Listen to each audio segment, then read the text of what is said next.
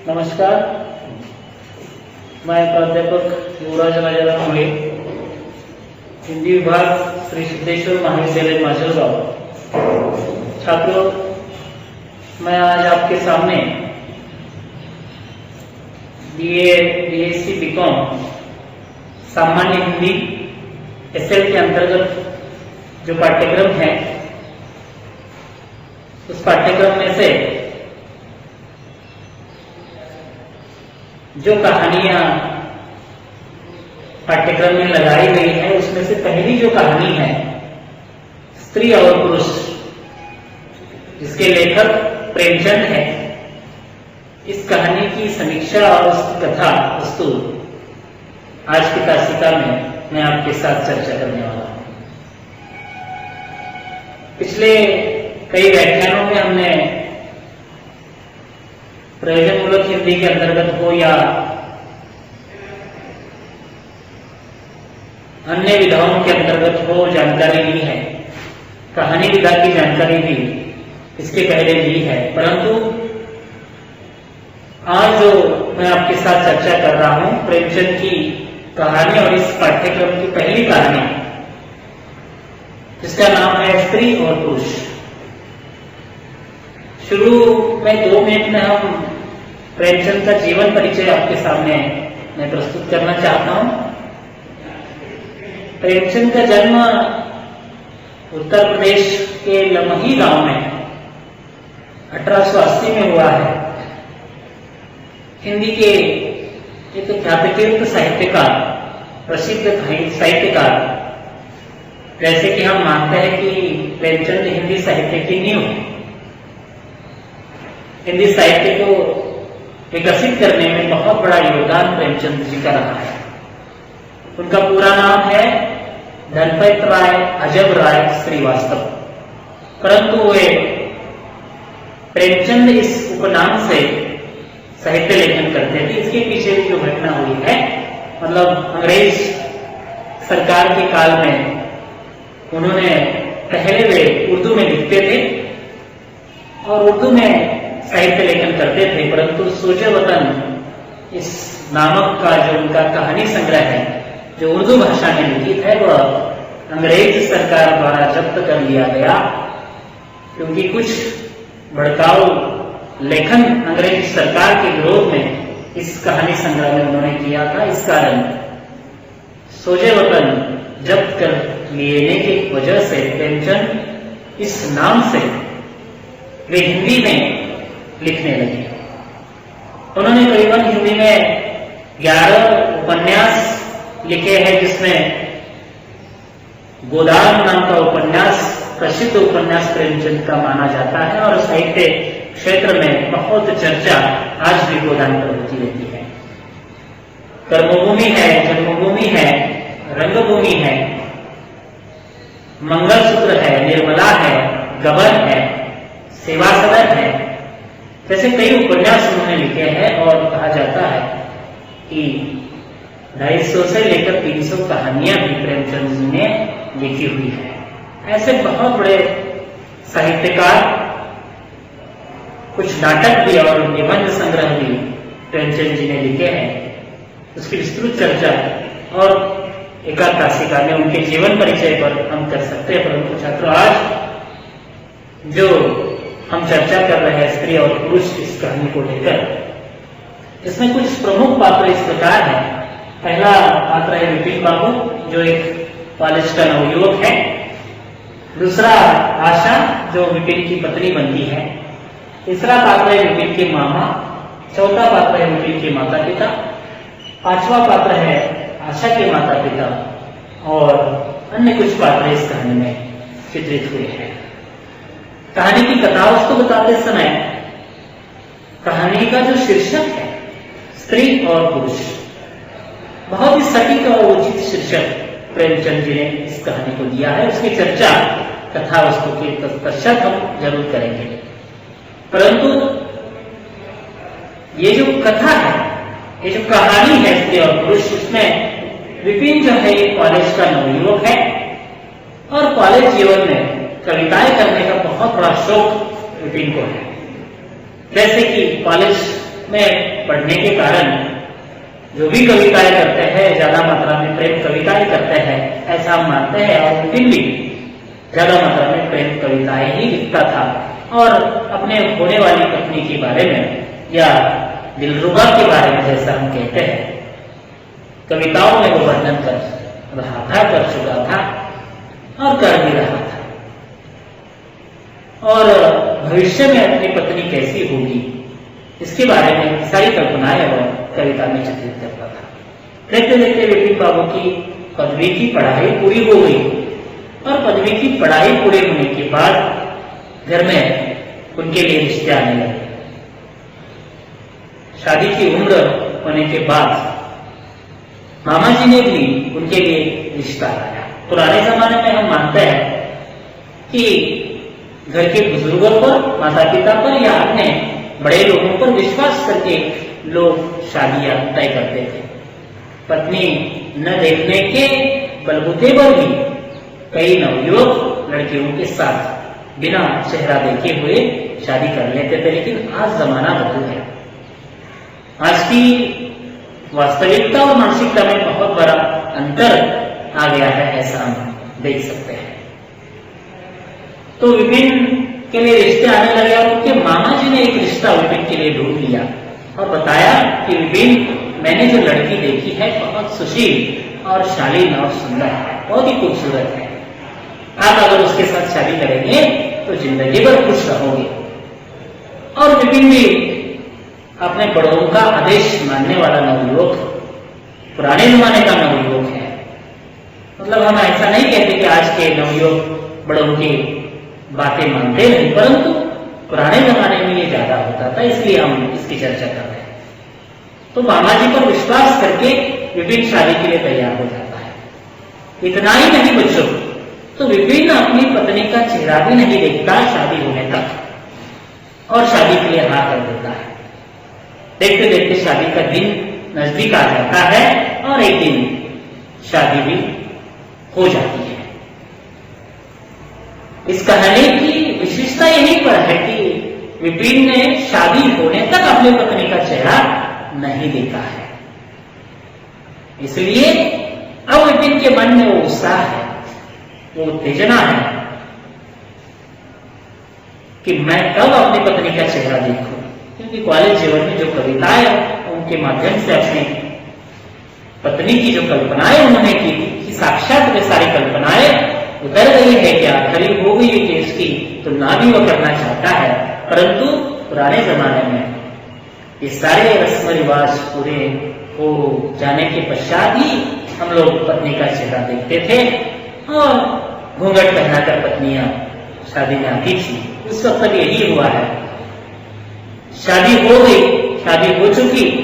अब विपिन की पत्नी आशा जी को डोली में बिठाकर विपिन के घर में ले जा रहा है, या लोग जो कहार लोग हैं, जो डोली उठाने वाले लोग हैं, वह आशा को डोली में बिठाकर विपिन के घर तक पहुंचा रहे हैं। अब भी विपिन ने अपनी पत्नी का चेहरा नहीं देखा है। कुछ अंतर काट लेते हैं और रास्ते में प्यास लग गई है कहारों को, डोली उठाने वालों को, इसलिए पानी पीने के बहाने या पानी पीने के कारण वह डोली उठाने वाले लोग जो कहार हैं वे रास्ते में डोली रोक देते हैं। और विपिन के मन में अब विचार आता है कि क्यों न मैं पत्नी का चेहरा आप देखूं। आसपास कोई नहीं है, सिर्फ डोली में अपनी पत्नी बैठी है। जैसे कहावत है, देख के चौका, देख के मौका मारा चौका। उस प्रकार विपिन मौका देखता है और अपनी पत्नी का चेहरा देखने का धीरज करता है, ढांढस करता है और डोली के पास जाता है और डोली के इर्द गिर्द जो घूंघट लगाया है वो घूंघट हटा लेता है और अपनी पत्नी का चेहरा देखता है। जैसे ही विपिन पत्नी का चेहरा देखता है, विपिन के सारे सपने चकनाचूर हो गए हैं, मानो ऐसी अवस्था विपिन की हो जाती है। क्यों? क्योंकि विपिन ने जो कल्पनाएं अपने मन में पत्नी के बारे में की थी, वह सारी कल्पनाएं खूबसूरती को लेकर, वह सारी कल्पनाएं यहां उस कल्पनाओं पर पानी फेर चुका है। इसलिए विपिन का मन नहीं करता कि दोबारा अपनी पत्नी का चेहरा देखूं, क्योंकि उतनी खूबसूरत जैसी उन्होंने सोची थी वैसी खूबसूरत उनकी पत्नी नहीं है। न तो चेहरा देखने के लिए खूबसूरत है, न बाल देखने के लिए खूबसूरत है, न नाक, न गाल, न होठ, कुछ भी चेहरे के जो भी अवयव है वो सारे बदसूरत है। ऐसी कल्पना विपिन की बन गई है। इसलिए न विपिन सोचता है कि अब दोबारा अपनी पत्नी का मुंह देखो। फिर दोबारा पहाड़ लोग आते हैं, उनकी पत्नी की डोली उठाते हैं और जैसे तैसे विपिन के घर तक वो डोली पहुंच जाती है। आशा जी अब धीरे धीरे उनके घर में रह जाती है। कई दिन निकल जाते हैं, परंतु विपिन की जो मानसिकता बन गई है वो मानसिकता अब तक बदल नहीं सकी है। शादी होकर महीना गुजर जाता है, 2 महीने गुजर जाते हैं, 3 महीने गुजर जाते हैं, परंतु विपिन अब आशा जो उनकी पत्नी है उनसे बात नहीं करता। कुछ दिनों के बाद वह अपने मामा जी को लंबा चौड़ा खत लिखता है और खत में पत्नी के बारे में जो भी विचार थे या कैसी पत्नी मेरे गले में आपने बांध दी, इसके बारे में सारी वेदनाएं या सारा जो दुख है वो लंबा खर्रा खत लिखकर अपने मामा जी को भेज देता है। इतना ही नहीं, आशा के माता पिता को भी इसके बारे में जानकारी देता है। परंतु पुराने जमाने की ये कहानी है, प्रेमचंद के काल में लिखी हुई प्रेमचंद ने ये कहानी है। उस वक्त समाज में जो रीति रिवाज थे, परंपराएं थी, वो बहुत ही समाज के लिए विघातक नहीं थी बल्कि उपायकारक थी। इसलिए इस कहानी में वो परंपराओं का भी जिक्र प्रेमचंद करते हैं। इसलिए तो प्रेमचंद का लेखन यथार्थ को आदर्शवादी माना जाता है। उसमें यथार्थ भी है और आदर्श भी है। अब यहां पर कई दिन विपिन बाबू अपनी पत्नी से बात नहीं करते, लेकिन पत्नी यहां पर बिल्कुल नाराज नहीं होती। वह हर दिन श्रृंगार करती है, सजती है, बजती है, परंतु पति न तो उसके साथ बात करने के लिए तैयार है। अब धीरे धीरे पत्नी मन ही मन में कूदती जा रही है। उसे लग रहा है कि शायद मैंने विपिन के साथ शादी करके कुछ उनके जीवन का पूरा तो नहीं किया, क्योंकि पति मुझसे बात करने के लिए तैयार नहीं। कारण क्या हो सकता है, वजह क्या हो सकती है? कई विचार रात भर दिन भर आशा जी के मन में आते रहते हैं, परंतु विपिन इसके बारे में बिल्कुल भी नहीं सोचता, क्योंकि विपिन ने जिस प्रकार की पत्नी की कल्पना की थी उस प्रकार की पत्नी उन्हें नहीं मिल चुकी है, मतलब खूबसूरती को लेकर, इसलिए वह नाराज है। एक दिन ऐसा ही घर में प्रसंग हुआ है कि विपिन खाना खाने के लिए बैठे और उनकी पत्नी खाना उन्हें बांट रही है। विपिन नीचे देखकर खाना खा रहा है, न तो पत्नी की ओर देख रहा है। अब धीरज करके पत्नी पूछती है अपने पति से कि मैंने सुना है कि शहरों में चेहरा बनाने वाले डॉक्टर आए हैं या सूरत बनाने वाले डॉक्टर आए हैं। जैसी पत्नी कहती है विपिन ऊपर भी नहीं देखता, नीचे देखकर ही उत्तर देता है कि आपको किसने बताया। तो पत्नी कहती है कि मैंने सुना है शहरों में चेहरा बनाने वाले डॉक्टर आए हैं, मुझे क्यों नहीं लेकर जाते उनके पास? मेरा भी चेहरा जो बदसूरत है वो खूबसूरत बनाओ ना। जैसे कि आज के जमाने में हम मानते हैं प्लास्टिक सर्जरी आ गई और प्लास्टिक सर्जरी करके हम चेहरे की खूबसूरती को बढ़ा रहे हैं। आजकल की सारी महिलाओं की या जो ब्यूटी पार्लर का धंधा चल रहा है, व्यवसाय चल रहा है, हम मान रहे हैं उसको। एक जमाना क्या आ गया है जो पुराने जमाने की सारी रस्म रिवाजों को तोड़ के नजर आ रहा है। इसी प्रकार इस कहानी में चर्चा हो रही है विपिन और आशा के साथ। तो आशा उनको कहती है, लेकिन वो कहता है कि मैंने तो नहीं सुना है। दोबारा आशा सवाल करती कि आजकल आप मुझसे बात भी नहीं करते, मैंने आपका क्या बिगाड़ा है? क्या मैं आपको पसंद नहीं हूं? क्या मैं आपकी पत्नी नहीं हूं? कई सवाल आशा जी विपिन बाबू से पूछती है, परंतु विपिन बाबू एक भी प्रश्न का उत्तर देते नहीं। उल्टा वह इतना ही कहते हैं, वो भी घमंडी नहीं है बिल्कुल, वह भी नम्रता से उत्तर देते हैं कि मैं काम देखने की चक्कर में जरा मेरी दौड़ धूप हो रही, इसलिए आपके साथ बात करने के लिए मेरे पास समय नहीं है। इतना ही उत्तर लेते हैं और खाना खाकर चले जाते हैं। रात 12-12 बजे तक बाहर मित्रों के साथ गपशप लड़ाते रहते हैं। पत्नी से बात करना उचित नहीं समझते, परंतु पत्नी ये सारा सहन लेती है। कुछ दिनों के बाद उनकी पत्नी बीमार हो जाती है, सारा सहन कर क्योंकि अंदर से अंदर वह कूद रही है। परंतु विपिन बाबू जरा भी अपनी पत्नी के बारे में सोचता नहीं। पत्नी बीमार है, वो पूछता भी नहीं अपनी पत्नी को कि क्या बीमारी हो गई आपको। इतना पूछने का धीरज भी पति होने के नाते भी अपनी पत्नी से विपिन बाबू नहीं करता। एक प्रकार का दुख या भारतीय परंपरा का जिक्र या पुरुष सत्ता परंपरा का जिक्र भी इस कहानी के माध्यम से प्रेमचंद करते हैं। आज भी हमारे समाज में पुरुष सत्ता की परंपरा पद्धति बनी हुई है। पुरुषों को ही घरों में संस्कृति में महत्व दिया जा रहा है, न कि महिलाओं को। इस कहानी में भी इसका चित्रण प्रेमचंद जी ने बखूबी करने की कोशिश की है। और इतना ही उत्तर देकर वो चला जाता है, मित्रों के साथ गपशप लड़ाता है, न तो पत्नी के साथ बात करता है। 15 दिन पत्नी बीमार है, लेकिन पत्नी को बीमारी का कारण भी नहीं पूछता। इतना सारा सहनशीलता आशा में है। जो भारतीय स्त्री की सहनशीलता आशा के माध्यम से इस कहानी में प्रेमचंद जी ने चित्रित की है।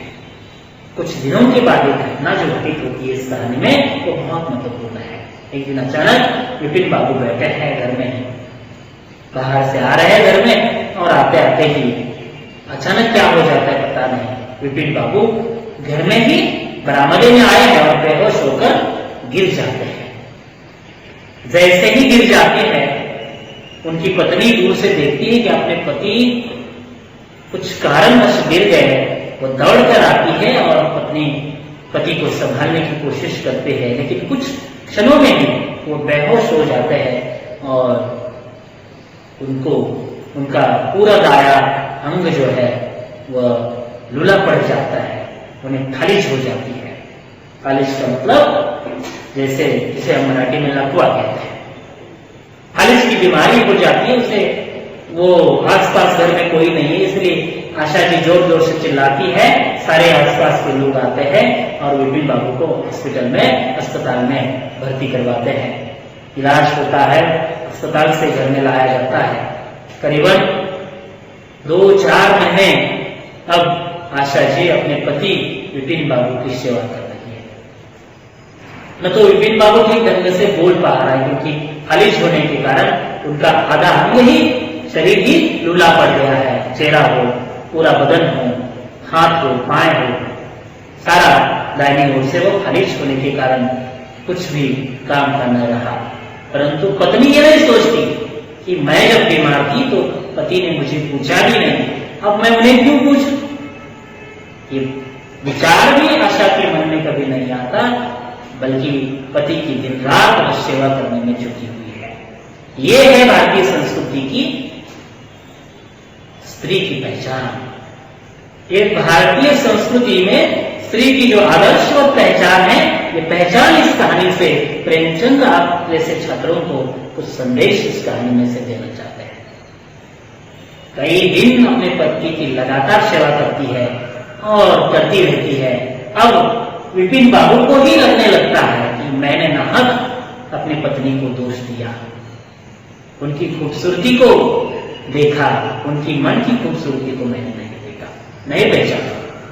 और एक दिन दूसरा एक प्रसंग इस कहानी में लेकर चित्रित करते हैं। उनके घर में एक दिन त्योहार का एक कार्यक्रम है, जिसमें सारी महिलाएं उनके घर में सज धज कर आई हैं। घर के बाहर रंगोली निकालने का कार्यक्रम शुरू है। सारी महिलाएं आंगन में रंगोलियां निकाल रही है, इसमें से उनकी पत्नी भी सम्मिलित है। और होता यह है कि उनके मित्र भी उस कार्यक्रम में विपिन बाबू को मिलने के लिए आए हैं, और सारे मित्र, उनका कमरा जो है दूसरे मंजिले पर है, और जहां पर विपिन बाबू बैठे हैं वहां पर चारपाई लगाए हुए हैं। वहां पर एक खिड़की भी है, जहां से झांक कर नीचे विपिन बाबू देख सकते हैं। और विपिन बाबू देख रहे हैं कि उनकी पत्नी नीचे बैठी हुई है। सारे जो उनके मित्र हैं नीचे देखते हैं और चर्चा करते हैं कि देखिए आज कैसा पंगड़ जमा हुआ है, परियों का मेला लगा हुआ है। विपिन, जरा बताइए तो इनमें से कौन सी स्त्री आपको खूबसूरत लगती है? तो विपिन बाबू बताते हैं कि मुझे तो वही स्त्री सबसे खूबसूरत लगती है जो थाल में फूल माल रही है। उनके सारे मित्र देखते हैं और सोचते हैं और विपिन बाबू को कहते भी हैं, क्या आपकी आंखों के साथ आपका मन भी बुरा सोचने लगा है? लेकिन विपिन बाबू जो उत्तर देते हैं वह भी आकर्षक है। वह कहते हैं, और कुछ समय के बाद उनकी पत्नी जो थाल में फूल रख रही है वो स्त्री ऊपर देखती है और सारे मित्र देखते हैं कि वह पत्नी दूसरी तीसरी कोई नहीं है, विपिन की ही पत्नी है। इसलिए उनके मित्र भी आश्चर्यचकित हो जाते हैं कि जो पत्नी एक जमाने में विपिन को बदसूरत लगती थी वह अब उसे खूबसूरत कैसे लगने लगी। ये मित्रों की सोच बढ़ने लगती है, परंतु विपिन बाबू उन्हें समझाते हैं कि मित्रों, चेहरों की खूबसूरती महत्वपूर्ण नहीं है, तो मन की खूबसूरती बहुत महत्वपूर्ण है। इस कहानी की सीख वही है। स्त्री और पुरुष कहानी में प्रेमचंद यही बताना चाहते हैं कि आजकल हम शादी ब्याह में जुड़ते समय या जोड़ते समय चेहरों की खूबसूरती को सबसे ज्यादा महत्व देते हैं, मन की खूबसूरती को कोई भी महत्व नहीं देता। और ये कहानी में यही बात प्रेमचंद ने उठाई है और भारतीय संस्कृति में स्त्री का आदर्श रूप इस कहानी से प्रस्तुत किया है। और पति का भी दृष्टिकोण बदलने में इस कहानी में पति को मजबूर किया है। और सबसे बड़ी बात यह है कि भारतीय पुरुष सत्तात्मक परंपरा में जो आजकल हमारी परंपरा चलती है कि चेहरों की खूबसूरती को मोल या महत्व न देते हुए मन की सुंदरता को, मन की खूबसूरती को जब तक हम महत्व नहीं देते तब तक हम परिवार में या परिवार को जोड़ने का काम ठीक ढंग से नहीं कर सकते या स्त्री और पुरुषों का अंतर भी हम कम नहीं कर सकते। मुझे लगता है कि इस कहानी की कथा वस्तु छात्रों में आपके साथ आज चर्चा कर चुका हूं। कल की तासिका में इस कहानी पर विस्तृत चर्चा, समीक्षात्मक चर्चा हम करेंगे। आप इस कहानी के कथानक को समझ गए होंगे। कल थोड़ा सा इस कथा पर सोच कर आइए, कुछ सवाल कल की तासिका में हम जरूर करेंगे, जिससे मैं भी आपके उत्तरों की अपेक्षा रखता हूं। अब थोड़ी सी समीक्षात्मक चर्चा, कहानी के शीर्षक पर चर्चा, स्त्री और पुरुष ये शीर्षक कितना उचित है, कितना अनुचित है, और कहानी के कई पात्रों की चर्चा करके हम कहानी की समीक्षात्मक चर्चा कल की तासिका में जरूर करेंगे। तब तक हम आज की तासिका में यही रुकते हैं। धन्यवाद।